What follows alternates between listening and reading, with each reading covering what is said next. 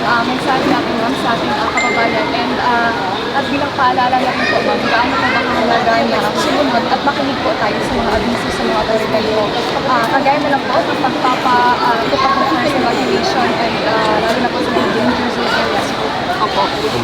Sa isang disaster, no, ang mahalaga talaga ay walang namamatay ng mga tao o mga residente doon sa area na yun. Yan yung rason kung bakit meron tayong preemptive evacuation. Kailangan sundin na yun ng mga tao dahil yung kanilang buhay ang nakasalalay doon kung merong mangyari at madisgrasya sila o maabutan sila ng pagsabog ng bulkan. Kaya mahalaga yung pagsunod sa mga warnings ng local disaster council nila. Pangalawa, kailangan din ng mga tao maghanda dahil alam naman nila yung lugar nila ay malapit sa bulkan.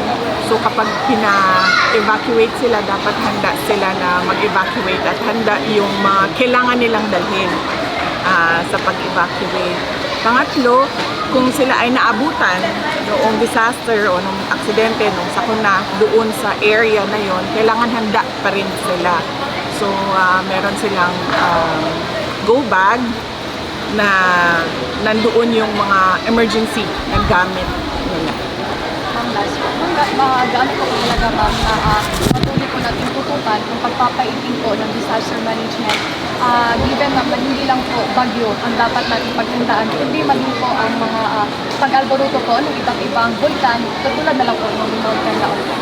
Napakahalaga niyan na kailangan handa yung mga komunidad, yung mga cities and municipalities natin.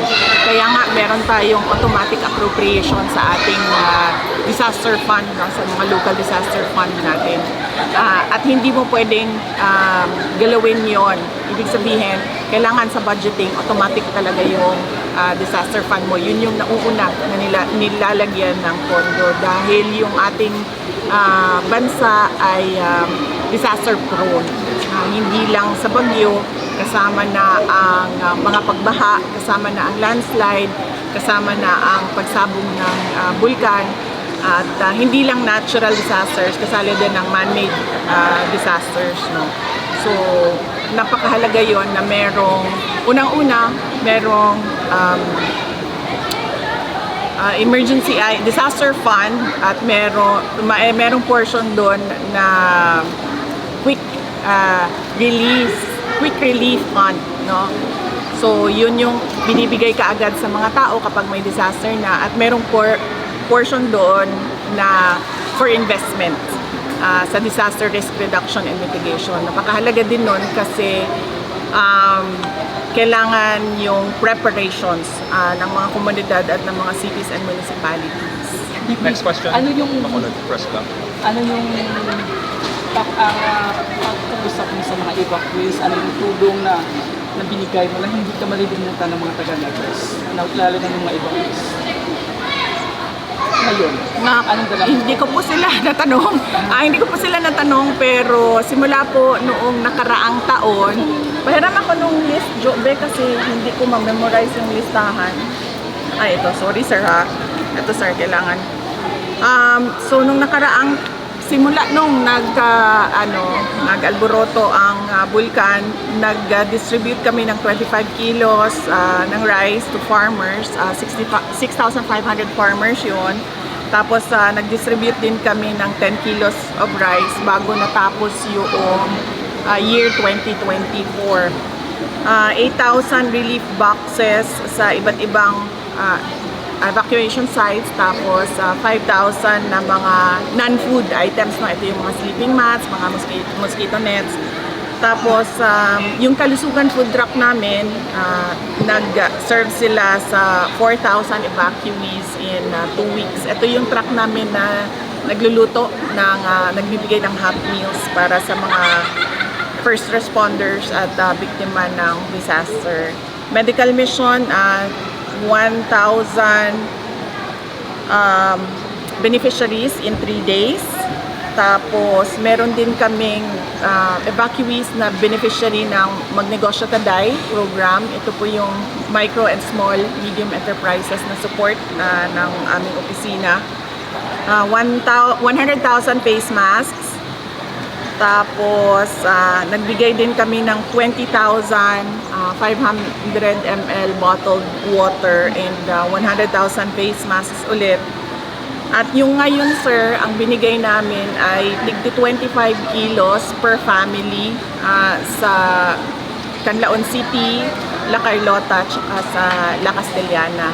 So, bale, mga 2,514 families yung nabigay namin ng 25 kilos per sack na bigas. Ma'am, nabanggit kanina ni Mayor na parang gusto nilang hilingin sa national government na imbes na mga perang ayuda, ang gusto daw nila is magkaroon sila ng pondo para makalipat sila permanently, para mapul lahat ng pera, makabili po ng lote at magkaroon daw po ng permanent relocation. Suportado po ba niyo yun? Yes, nagkausap kami ni Mayor kanina, no. Tinatanong ko siya kung anong mga plano nila kasi mayor din ako dati, no. Sa amin doon sa Davao City, hindi namin pinapatagal sa evacuation centers ang mga evacuees dahil unang-una, ang ginagamit natin na evacuation centers ay mga paaralan. So yung mga paaralan, nadi-displace natin yung mga estudyante. Ganito din yung experience ko nung nasa DepEd ako, nung pagsabog ng Mount Mayon sa Albay. Nagkakaproblema kami kasi tumatagal yung mga evacuees, nadi-displace yung mga estudyante namin. At pangatlo, kaya nung mayor ako, ayaw ko talagang tumagal sila kasi nagkakasakit yung mga tao. Lagnat, dengue, well ngayon, ganun yung nangyayari ngayon dito, no? Chickenpox, may outbreak ng chickenpox, ng lagnat, may dengue. Minsan, sisira yun siya, nag-LBM yung mga tao dahil sa supply ng tubig hindi maayos. Nagkausap kami ni Mayor at binanggit niya yung mga long-term plans niya. Sabi ko, agree ako sa mga long-term plans mo dahil dumaan din ako sa pagka-mayor. Hindi talaga ideal na 4-6 na buwan ang mga evacuees sa isang center. At sabi ko sa kanya, tinanong ko sila kasi kanina kung ano yung, maliit lang kasi yung opisina namin, maliit din yung budget namin, pero tinanong ko kanina kung ano yung matulong ng opisina namin. Nagsabi yung mga tao ng hygiene kits, so ito yung mga toothbrush, toothpaste, shampoo, sabon, sanitary napkin. Meron kaming supply sa ganon, so sinabihan ko yung Bacolod, satellite office namin, ang Panay Negros Island satellite office namin na ibigay yung hygiene kits. At nagkausap kami ni Mayor, nahihirapan din siya sa pagkain. Kasi libo-libo yung pinapakain nila araw-araw na nasa evacuation center. So sinabi ko kay Mayor, makakatulong kami sa bigas na mabigyan ng suporta yung community cooking nila. Pero kapag tinanong mo yung mga tao doon kanina, medyo tumagal ako doon sa isang evacuation classroom, no, nakita ninyo. Kasi ang sinasabi talaga ng mga tao, gusto na nila umuwi. Kasi naabala talaga yung hanap buhay nila at yung pang-araw-araw nila. Tsaka hindi din talaga ideal. Hindi yan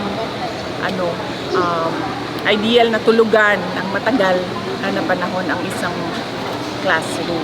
So sabi ko, antay tayo kung ano yung magiging desisyon ng Disaster Council, kung ano yung itutulak ni Mayor.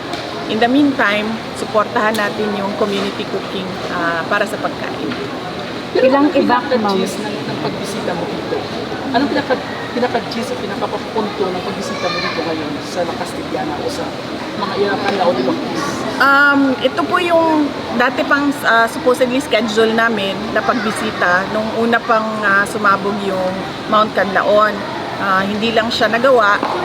Ngayon, nakabalik ako galing sa abroad. Gumawa kasi kami ng plano para sa pasasalamat sa mga tao sa iba namang subject matter. So, nagka-schedule kami, naglagay kami ng schedule dito sa Negros at sinadya namin na bumisita sa mga tao para ihatid yung tulong at tingnan nga yung evacuation situation ng evacuation site nila. Kasi alam ko talaga kung gaano kahirap magpatakbo ng evacuation site. Madami na rin kaming nadaanan na disasters sa Davao City. Ilang evac centers ang bibisitahin ninyo ngayon? Sa per city ma'am, isa. Pero yung bigas, bigay sa lahat ng families. So 2,514 families yon sa Canlaon City, sa La Carlota at sa La Castellana. So lahat sila nabigyan ng 25 kilos na rice. Pero yung pagbisita ko, tatlo. Isa sa Canlaon City, isa sa La Castellana, isa sa La Carlota. It's from the Office of the President, from government's fund, or Ano from personal fund po ito? Hindi ma'am, hindi po ito sa Office of the President, ma'am. Of the Vice President? Opo. Ang sa ma'am, yung hygiene kits namin, meron talaga kaming ganyan. Yung non-consumables namin, non-food supplies namin, meron talagang ganyan. At yung bigas na para dito ngayon, galing po sa businessman doon sa Bacolod. Pinabigay niya po para sa mga evacuees. VP, yung message mo sa mga politiko sa Negros na kaalyansa mo pa rin at lalaban nitong Mayor Dos. Patuloy lang tayo sa aming mga kasamahan at sa mga kandidato ngayong darating na eleksyon. Patuloy lang tayo sa matinodanon sa Tagalog. Matarong. Totoo. Patuloy lang tayo sa totoong serbisyo para sa ating mga constituents. At lagi nating isa-isip na kailangan natin ng peace and development, kalinaw o kalambuan, kapayapaan at development is Asan nyo? kaunlaran. Kapayapaan at kaunlaran. Yun lang lagi dapat nilang isinasaisip sa mga plataforma nila. Pero anong mensahe mo sa 11 Negros congressman na bumuto para ma-impeach ka? Wala po akong mensahe sa kanila, and I don't think meron din silang mensahe sa akin. Latest, ma'am, about the situation of former President Digong doon sa Netherlands.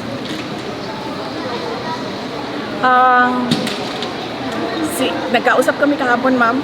Tumawag siya sa akin, si President Duterte.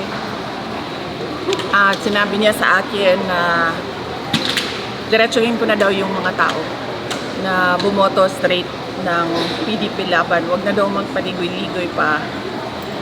Sabihin na daw diretsyo at ipaintindi sa mga tao kung bakit kailangan nilang bumoto straight ng 10 na mga senators ng Duterte ang tawag nila sa sarili nila, ma'am, dahil hindi sila lahat galing sa isang partido lamang, no? 6 yung galing sa partido nila President Duterte at 4 yung guest candidates. So nagkausap kami habang nasa ferry ako mula Toledo, Cebu, papunta dito sa San Carlos City, sa Negros Occidental. Medyo matagal yung pag-uusap namin, ma'am. Yun ang sinabi niya sa akin. So, yes. So, ibig sabihin, VP, sama ka sa mga campaign sorties nila? Yes, ma'am. Kagabi, nag-re-strategize ako kung anong dapat gagawin. Kasi, ang balak ko talaga sana, ma'am, ay umikot lang sa mga tao, puntahan yung mga tao para magpasalamat. Kahapon, sinabihan na niya ako na huwag ka na magpaligoy-ligoy. Diretsuhin mo yung mga tao na 10 na Duterte candidates ang iboto. At ipaintindi sa mga tao na kailangan iboto straight yung 10 kandidato. Ma'am, VP, you're supporting, endorsing Senator Amy Marcos.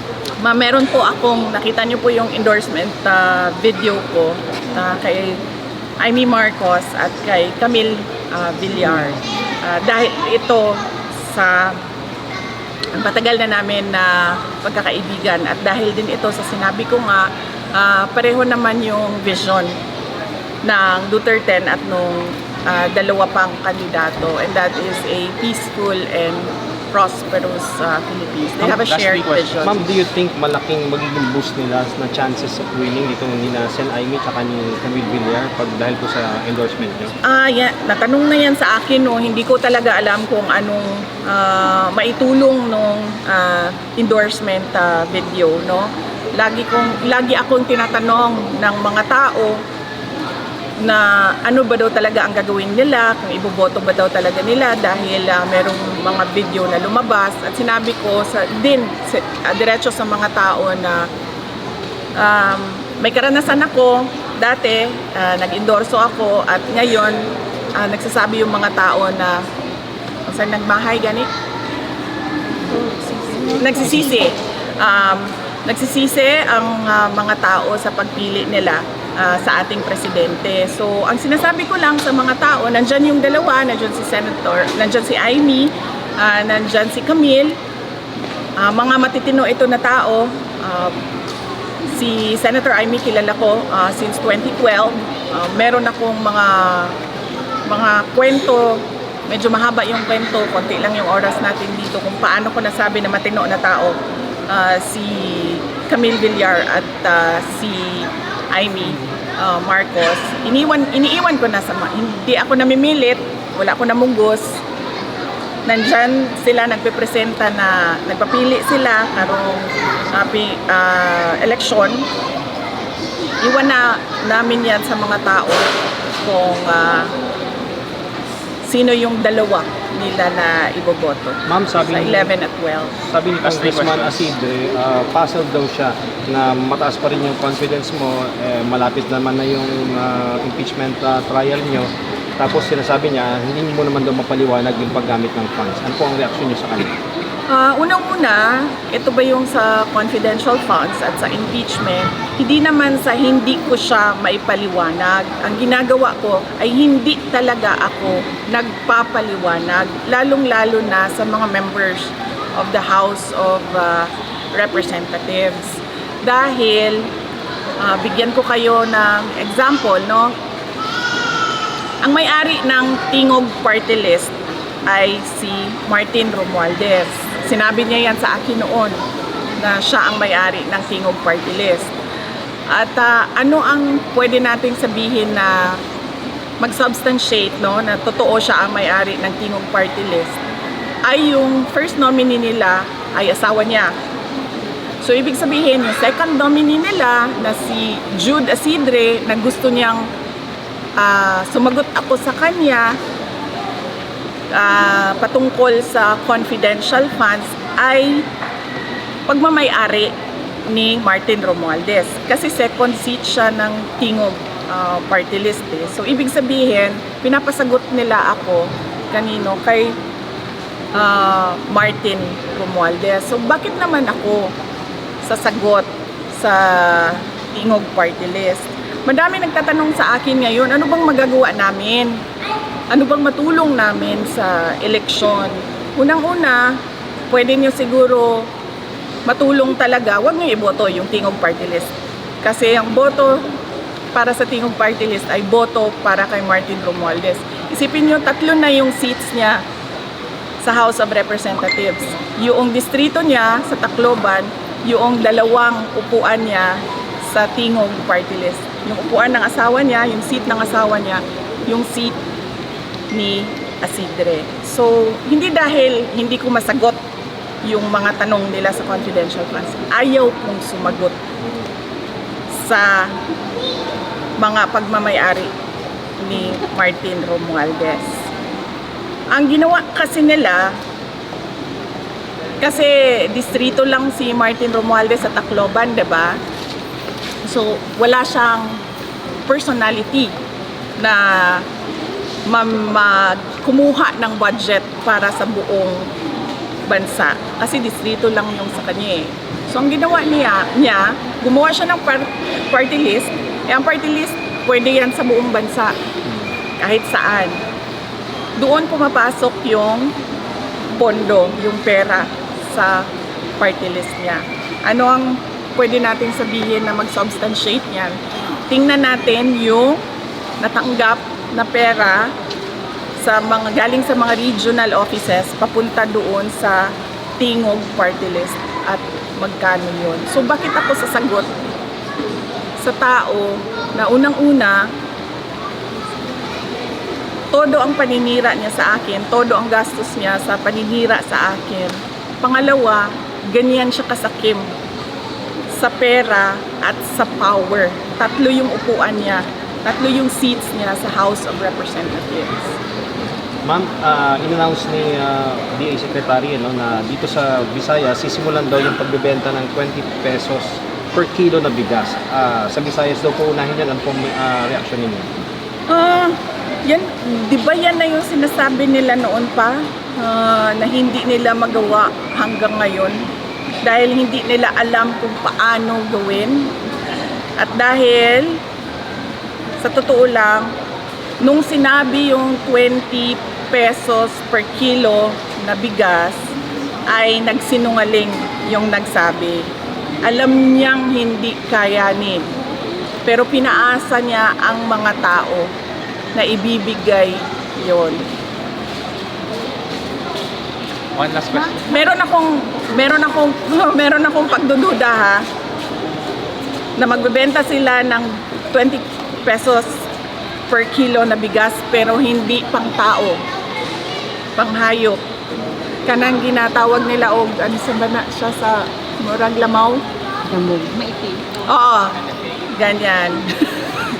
Ganun ba yung bigas ng NFA, sir? Ganyan yung pag sinabi natin 20 pesos per kilo na bigas, yung pwede kainin ng tao. Pinapakain sa tao. Oh, yan yun, diba? Yan yung 20 pesos per kilo na binibenta, yung pinapakain sa baboy. Hindi mga baboy hindi mga hayop ang mga Pilipino. Kapag nagbenta kayo ng 20 pesos per kilo, bibili kami lahat kasi pwede siya kainin ng tao. Ma'am, what do you think out of the timing ng announcement ng 20 pesos per kilo na bigas just weeks before the election? Ano na yan? Promise na naman yan sa mga tao na alam mong para lang sa eleksyon at para lang sa kanilang mga senators. Para manalo yung kanilang alyansa kuno na iniwanan naman din sila nung dalawa nilang kandidato dahil kakaalam ko walang direksyon yung kanilang alyansa. Ma'am, tingin niyo related din po sa survey because malaki yung binagsak ng survey. And analysts are saying na they need parang a carrot to lure in again the confidence. Well, hindi ko alam kung anong motibo nila. Baka, yes, inaano na naman nila yung mga tao, binubudol na naman nila yung mga tao sa 20 pesos per kilo na bigas. At magdududa ka dahil bakit Visayas lang? Hindi ba nagugutom yung mga tiga Mindanao? Hindi ba nagugutom yung mga tiga Luzon? Bakit 20 pesos per kilo lang dito sa Visayas? At bakit merong meeting sa Cebu Capitol ang lahat ng mga governors o karamihan ng mga governors sa Visayas? So baka may problema sila sa boto dito sa Visayas. Baka ma'am, i-ano na lang natin, i-reduce na lang natin doon sa mga sinasabi nila, 20 pesos per kilo na rice dito sa Visayas para namang hindi kami nagugutom doon sa Mindanao at hindi namin kailangan ng 20 pesos per kilo na rice kasi wala na silang magawa sa Mindanao, mami. Kahit anong gawin nila, hindi na talaga boboto ang kami sa mga tao na kung ano-ano lang yung pinapaasa sa mga kababayan natin. So, yes. Ma'am, Last clarification lang po. Dun sa statement ni Attorney Kaufman, sabi niya mali daw po yung sinasabi na the Duterte camp wanted to limit yung mga victims sa may passport at saka sa may national ID. Clarify lang po natin, ma'am. Kasi ang sinasabi po niya, sinisisi niya si Attorney Cristina Conti and the other Filipino ICC lawyer for parang misleading allegedly the public. Ano po ba talaga yung intention ng Duterte family towards it? Hindi ma'am, yung moves ng abogado ay moves ng abogado para sa kliyente niya. So malamang pinag-usapan nila yon ng kanyang client na si dating Pangulong Rodrigo Duterte. So hindi ako maka-explain sa mga ginagawa nila dahil meron silang lawyer-client confidentiality. Pero ang naintindihan ko lang as a lawyer ay ayaw ng defense, ayaw ni Attorney Kaufman na merong mga pekeng witnesses at merong mga pekeng complainants na ipasok ang mga gustong pabagsakin yung pamilya namin. Ma'am, nabanggit ni Yusek Claire Castro na kaya daw nag-drop yung ratings ni PBBM dahil daw biktima siya ng fake news. Ano pong take nyo doon? Lahat naman tayo biktima ng fake news, 'di ba? Kayo lahat biktima din kayo na alam nyo kasi may experience na kasi ako sa Castro na apelyido, yun si Franz Castro. Wala talagang maayos na lumabas doon sa bibig ng babae na yon. Siguro itong pinsan niya na si Claire Castro, kaya ganyan din siguro. Baka galing lang sila sa isang puno. Ma'am, any parting words? Ma'am, sa Dahig, kailan ka babalik, ma'am? Nag-promise ako sa mga magulang ko, sa nanay at sa tatay ko na sa birthday ko, silang dalawa yung kasama ko. So babalik ako sa Hague sa birthday ko, kasama yung nanay ko. Kasi nung pagbisita niya noong nakaraan, hindi siya nakapasok dahil wala siyang permission. So nung nagkausap kami ni Pangulong Duterte kahapon, inaantay niya daw na magbisita yung nanay ko. At sinabihan ko din yung nanay ko, sabi ko na sa birthday ko na lang tayong magkita tatlo. Any parting words, ma'am? Kakastro ka na. Yes, oo. Kailangan na siguro mas magandang at mas maayos na plano para sa mga evacuees dahil mahirap talaga ang tumagal sa evacuation center at hindi na ako magpaligoy-ligoy pa, diretso ninyong iboto ang 10 kandidato ng Duterte, si Bato de la Rosa, si Bongo, si JV Hinlo, si Raul Lambino, si Jimmy Bondoc, si Philip Salvador, si Apollo Kibuloy, Vic Rodriguez, Rodante Marcoleta at Richard Mata. Thank you po. Thank you.